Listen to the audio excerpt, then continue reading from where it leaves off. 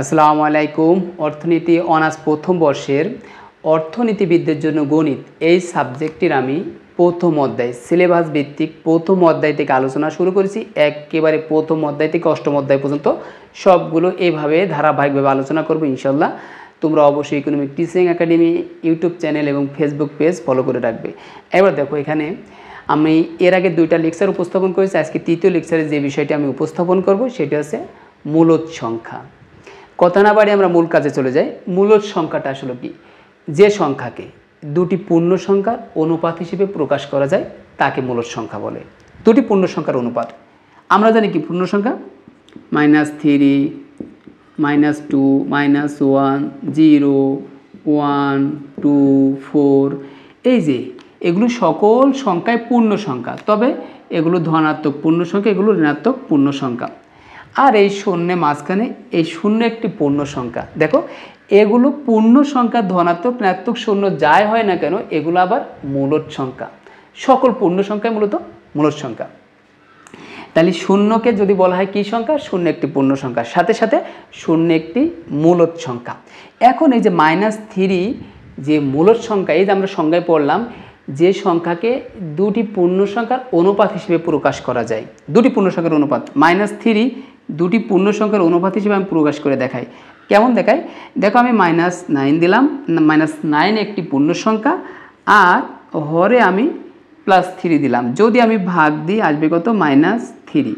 তাহলে দেখো, -9 একটি পূর্ণ সংখ্যা, 3 একটি পূর্ণ সংখ্যা। তাহলে পূর্ণ সংখ্যাকে আরেকটা পূর্ণ সংখ্যা দ্বারা ভাগ দিয়ে পূর্ণ সংখ্যাটি পাওয়া যাচ্ছে। তাহলে এটি একটি মূলদ সংখ্যা। যদি আমি এখান থেকে লক্ষ্য করে এখান থেকে যদি দেখাই, মনে করো 4কে আমি মনে করো 4 দেখাবো পূর্ণ সংখ্যা, 4 দেখাবো একটি পূর্ণ সংখ্যার সাথে সাথে একটি মূলদ সংখ্যা। তাহলে আমি এখানে মনে করি 16 নিলাম, এখানে 4 দিলাম। 16কে যদি 4 দ্বারা ভাগ দিই তাহলে কত হবে? এখানে 4 হবে। তাহলে 16 একটি পূর্ণ সংখ্যা, 4 একটি পূর্ণ সংখ্যা। যে সংখ্যাকে দুটি পূর্ণ সংখ্যার অনুপাত হিসেবে প্রকাশ করা যায় সেটি একটি মূলদ সংখ্যা। তাহলে 4 একটি মূলদ সংখ্যা। আবার আমি এখানে 8 দিই, নিচেই আমি যদি 2 দিই তাহলে কত আছে? 4 আসছে।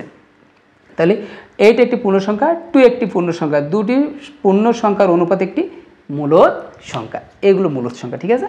এখন আরও মূলদ সংখ্যা নিয়ে বিষয় নিয়ে আলোচনা করি। এগুলো আমরা মুছে দিই একটু। আরেকটা দশমিকেরটা দেখাই। 1.2 এটা নিয়ে আরেকটা আলোচনা করবো, তবে এরপরে 1.2 একটি মূলদ সংখ্যা। দেখো, একেও দুটি পূর্ণ সংখ্যার অনুপাত হিসেবে প্রকাশ করা যায়। 1.2 তার মানে আমি 12কে 10 দিয়ে ভাগ দেব, তাহলে কত আসবে আমার? 1.2।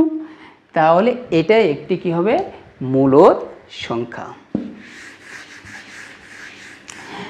এখন দেখো, আরেকটি কোনো পূর্ণবর্গ সংখ্যার বর্গমূল একটি মূলদ সংখ্যা।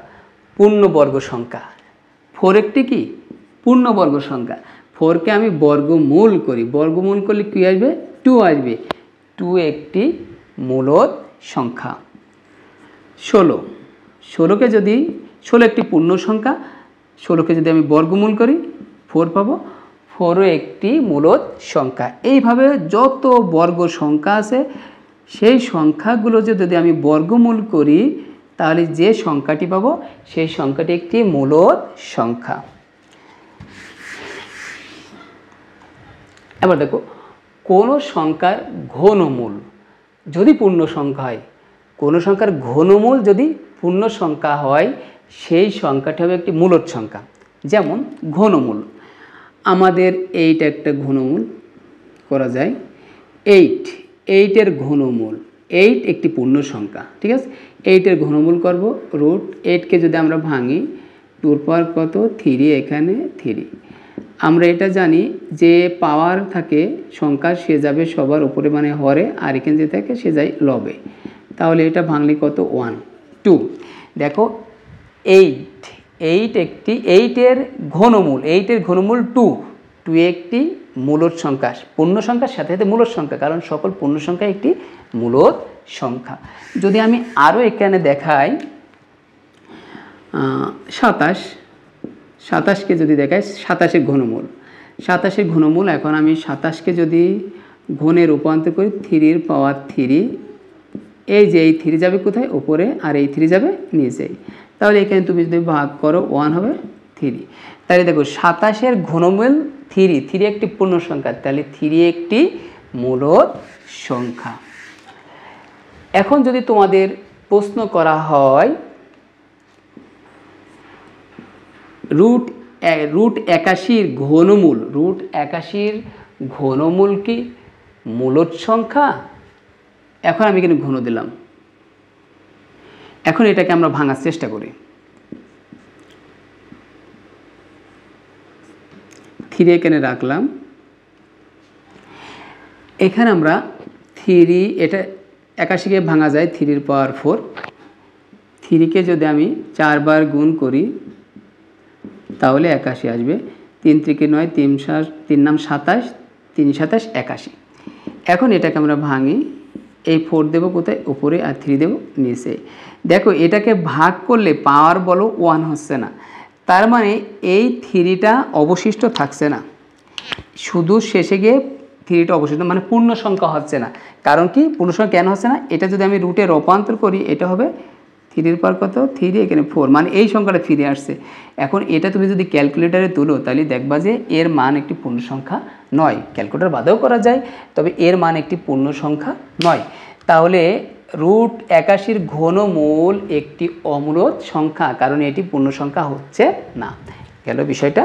এখন আর একটা বিষয় নিয়ে আলোচনা করব, সেটা হচ্ছে যে সকল সসীম সংখ্যক, দশমিকের পর সসীম সংখ্যক ঘর থাকলে সেটি একটি পূর্ণ সংখ্যা, মানে দশমিকের পরের ঘরগুলো যদি গণনা করা যায়। যেমন আমি এখানে 3 দিলাম, 3 পরে 2, 7, 8, 9, এই যে দশমিকের ঘরের পরে 4টা সংখ্যা আছে, গণনা করা যাচ্ছে। 5 দিলাম, 5-এর পরে 2, 3, 7, এই যে 5-এর পরে দশমিকের পরে 3টা সংখ্যা আছে, গণনা করা যাচ্ছে। এটিও একটি মূলদ সংখ্যা। তারপরে সকল পৌনঃপুনিক সংখ্যা মূলদ সংখ্যা, সকল পৌনঃপুনিক সংখ্যা মূলদ সংখ্যা। মনে করো 7.233, এখানে আরও সংখ্যা আছে, এটা বলো অগণিত সংখ্যা কিন্তু পৌনঃপুনিক হবে। 7.23, এখান থেকে সবগুলো পরে 3 আছে, একটার মাথায় ডট দিয়ে দিলাম, তার মানে এরপরে সবই পৌনঃপুনিক চিহ্ন দিলাম। এরপর এই 3-এর পরে যতগুলো 3 আছে সব একই সংখ্যা, এটা একটি পৌনঃপুনিক সংখ্যা। যদি কোনো সংখ্যার পরে একই সংখ্যা থাকে 7.3333, এগুলোও একটি মূলদ সংখ্যা। তাহলে সকল, এটা পৌনঃপুনিক করা যায়, সকল পৌনঃপুনিক সংখ্যা একটি মূলদ সংখ্যা।